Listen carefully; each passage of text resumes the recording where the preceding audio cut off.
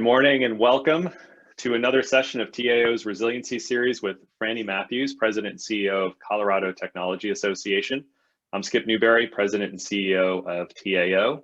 Back in early 2020, TAO created the Resiliency Series as a way for our members and our broader community to hear directly from elected officials and key stakeholders, thought leaders about issues that are related to the resiliency of our region and our future success. We've continued the conversation into 2021, and as part of the series, we've invited counterparts from different tech hubs around the country to join us for a conversation about innovative policies and programs that are driving growth, and also get their thoughts on some common trends that they're seeing in their respective regions.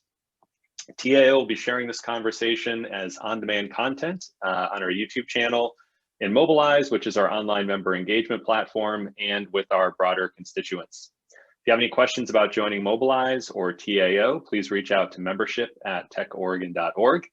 And if you have key takeaways from this conversation, we invite you to share them with us on social media or in any of our various platforms. We appreciate all the support that you all show us consistently, both on social and in Mobilize, our online member engagement platform. And now it's my pleasure to introduce Frannie Matthews, CEO of the Colorado Technology Association. Thanks for joining us today, Frannie. Thanks for having me, Skip. So we'll jump right in. We only have about a half an hour of your time. We want to use all of it. So before the CTA, you had a very successful career in the tech industry and served on the CTA board as a volunteer and got to know the organization and its work. And I'm wondering, from your perspective as a tech exec, what drew you to the mission of the CTA? Well, I would say, looking at it from a member perspective, just having that community coming together is really, really important. It's important for business development. It's important for new ideas to be shared, and it's very important for economic development of the community. Excellent. I'd also say policy was a big part of that as well. And I think as I got more involved, I realized how important that aspect of it was relative to the other benefits that I was seeing. Because you start to crawl under the covers a bit and you say, oh, wow, our community needs to be hospitable to business. It needs to have policy that's smart for technology, which is not always easy to do, needs to be evergreen. It needs to be comprehensive without a bunch of unintended consequences. Very well said. And in terms of the community, the tech community specifically in Colorado, how would you characterize it? Well, it's interesting. We've got a lot of diversity from a size perspective and from an industry perspective, which I think is ultimately a benefit. We've got a really strong startup community, and then we have regional, scaled up companies, and then we've got a few chunky big employers. We tend, on the large side, we've got a lot of telecommunications, like Dish Network is here. Lumen is a huge employer here, which is also CenturyLink, or may have known as Quest or US West back in the day, but it's become a conglomerate and is a very big employer, tech employer in Colorado. So that diversity, I think, is helpful because it kind of evens out the sine wave. I also think that we have diversity of the size is important. We were having this problem of we get to a company to a particular size and they get gobbled up by a company outside the state. That's slowing down a bit. And we've had Dish Network, for instance, is growing very quickly, and they're starting to do acquisitions, strategic acquisitions that are strengthening Colorado. How would you describe the historic relationship between, say, the large enterprise scale companies on the one hand and the startup community on the other? And are there opportunities to maybe bridge that further? Yeah, there is opportunity there. It's not easy to do. It's a little bit of a needle in a haystack trying to find the connections between the two.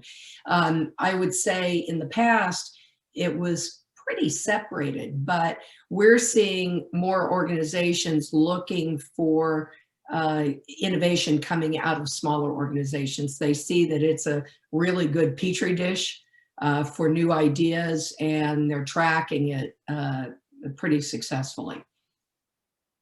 And in terms of like the top 3 strengths of the ecosystem there, what would you say are those? Well, I think we do have a political environment that is pretty hospitable to business in general. It tends to be bipartisan. Certainly, it leans one direction in the urban areas more than it does in the rural areas. But it's in general, it's a pretty good place to do business. It's also, and this is hard to measure, it's a really collaborative environment. I lived in another part of the country that is known for technology for 5 years, and that contrast really showed me the difference on what Colorado is all about. You can make 2 telephone calls in Colorado and connect with somebody very, very easily. So it's a big, small town in Denver. And that makes a huge difference. It's not, that's, I think, really important for cultivating a growth mindset. We don't fight over a piece of pie. We talk about how we make the pie bigger.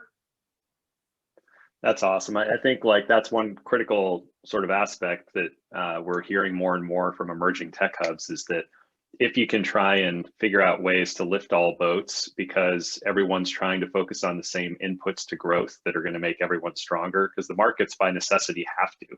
They're not big enough just to fight over the same pie that exists locally, like New York, San Francisco, et cetera. And I'd say Oregon is very similar in that respect. It's something that we try to emphasize to folks as much as possible as our calling card. And it's tough to describe what strengths collaboration really provide, but it's there. And it's definitely meaningful. It's almost like things can happen faster if they're done right. That's right. I like to talk about Colorado Technology Association as being a shortcut. Mm-hmm. Because it can be very daunting to try to navigate. And if we can reduce the number of connections required to get something done, it's a big plus. And what would you say are some of the sort of pain points or areas where there are gaps, and where an association like CTA is kind of focusing some of its work? Yeah, I would say, you know, I think this is true on any tech hub. The 2 gating factors are talent and capital. And we, quite frankly, aren't doing much on the capital side, but we are working on the talent side. I'm on the state's Workforce Development Council, and that has been really helpful for me to get a feel for, you know, what the puzzle pieces are. And we're working, it's all tied into diversity, equity, and inclusion. You know, the tech industry has not been a very diverse industry. And as a result, we're missing opportunity for more people to participate that can put their talent toward, you know, progressing the area. So that's a big focus for us.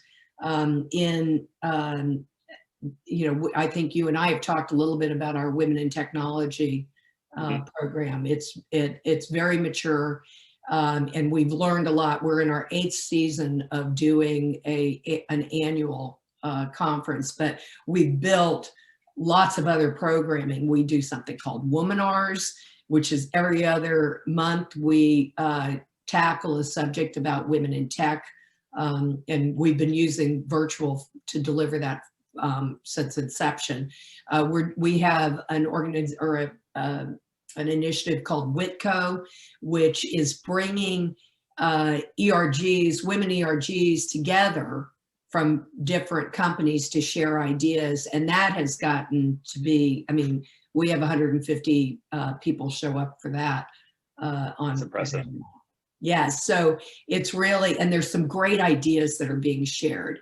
And then we also are working on the talent front um, to, kind of serve more long-term. We're doing something called She-Tech that we had gotten the idea out of Utah. And it's bringing freshman high school girls in for a day of showing them what tech means and what's available in tech. And it's not necessarily that you need to be, an engineer. There's a lot of different paths within tech to be successful. I love that you've highlighted in those few examples the importance of kind of the talent development and the pipeline piece of it, but also the culture, like with the employee resource groups, bringing those in. Well, and what we need to do, our next step is taking what we've learned with women in tech and really, tackling that in other areas of underrepresented individuals. The other thing that we have been really focused on is we want to make a difference in the 12 to 24 months. And in Colorado, the apprenticeship program, which I'm sure is the same in Oregon, apprenticeships are being looked at really hard on ramps into tech. And where you may go back and get a 4-year degree, if you can get in and make get your feet wet with an on-ramp like a cybersecurity certificate, and then continue to pursue to improve your expertise. That's where we see a lot of success. Excellent. And it seems like your workforce system has also been really well aligned to the work of the industry with the CTAs, that bridge in between. Is that a fair characterization? Yeah, I think so. It's been helpful that I've been on the Workforce Development Council and in this position, because I'm seeing at detail level where things are happening and how we can plug in. An example would be on the pathways that we've been working on for the state, around cybersecurity or software development, or we're starting to work on one around data analytics. I could get in at the front end and bring industry in to tell the state what specifically is needed, and also give policymakers a sense of the velocity. This is what we need now. This is a foundation. In 5 years, we're going to need something else. Yep. That's so important. I'm wondering, with the pandemic really shining a light on all of the automation that's happening across a number of industries, what's been your sort of thoughts? And is there a window into kind of conversations that are going on around reskilling and upskilling within the workforce context? Because it seems like everyone wants tech workers, even non-tech companies. Yeah. And are you seeing that as a potential driver for adoption? Yeah.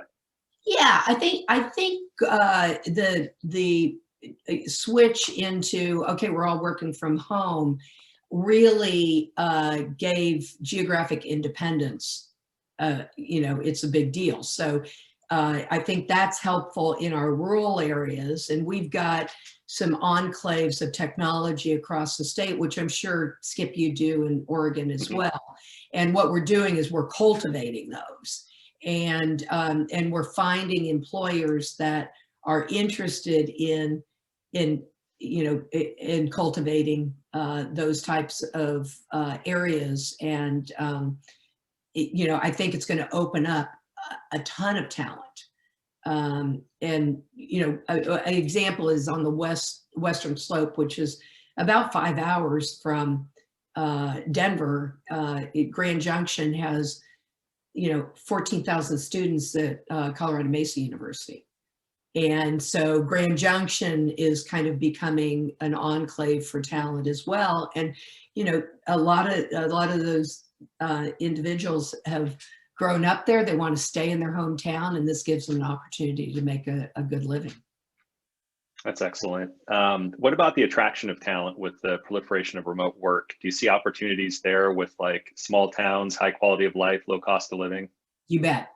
And the ski industry, I mean, that's helpful in the ski industry, because there's, I have a lot of friends that work out of Summit County primarily. And, it's a great quality of life. And as it is in Denver, I mean, I'm kind of biased toward I like the urban life, but yeah, there's a lot of choice, and with that, it has attracted a lot of talent. We've got a large influx of early career in Colorado, and I think that what we need to watch, same as what Oregon and Portland needs to watch, is that if we have a big digital divide, that ecosystem is not going to look pretty. We've got to figure out how we bring people up above poverty and give opportunity and access, so that our urban areas as well as our small towns are thriving. Mm-hmm. Yep.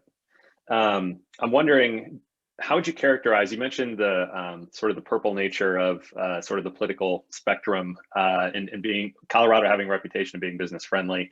How would you characterize kind of the relationship between elected officials on the one hand and the tech industry on the other? And are there some things you all are working on that could be instructive for Oregon's future? Well, I think one of the things, just to clarify CTA's role, we're not a lobbyist. Right. And we have in the past hired lobbyists and have lobbyists on retainer, but we don't right now. Our elected officials, and this is a generalized statement, tend to want to hear from stakeholders. Mm-hmm. And with 370 organizations belonging to CTA, we tend to not have problems with access and input from the industry. And so that has been really helpful. And when it doesn't happen, it's an anomaly, and the business community doesn't do very well with that. I mean, we really value our stakeholder process. And I think that elected officials in general are very respectful of that. That's fantastic. Talking to Brooks in North Carolina a couple of years ago, our counterpart there, he mentioned that they also do not have a lobbyist or lobbying function or a PAC that they focus on in terms of like that aspect of political giving.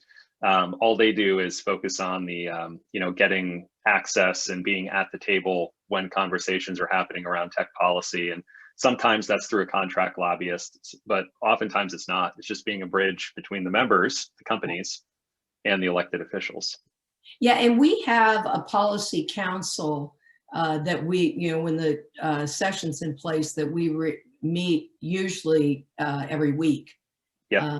And so I think that's important, and it's really important to have that diverse. That has to, you need small companies, big companies. We have some government representatives on that, and we have diversity in industry on it. So, and my big thing is that we're not here to make sure somebody gets a dinghy and somebody gets a yacht. We're here to make sure that all boats go up. Yep. That's such an important point in this work, is making sure that no one company can capture the voice, the loudspeaker, if you will, and making sure that you're focused on the platform play for everyone. Well, and we'll lose credibility if that happens. Yep. Yeah.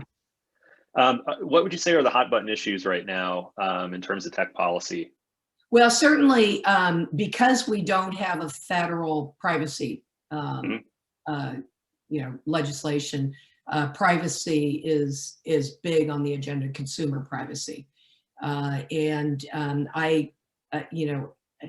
this patchwork is not efficient. It's hard. It makes it hard for companies to scale and make sure they're doing the right thing when we've got all these different state level privacy laws. But that's not to say that it's. I mean, I think that it's important that it gets addressed. Yep, for sure. Yeah.